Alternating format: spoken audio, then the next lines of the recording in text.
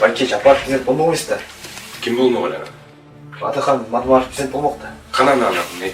Ал ошого эш эле коёбу. Эй, Адахан Мадаханын билбейм. Азыр дагы жолдон кетсең, бүктөп коем. Жарай. Түшүндүм.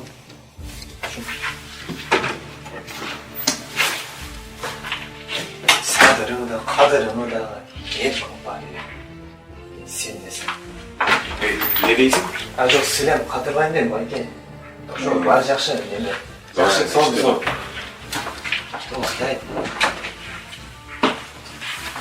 Тек қана өзің түрім қарымның азар болып Апаңдың тілін алып үйден шықпай қалдың бе Тек қана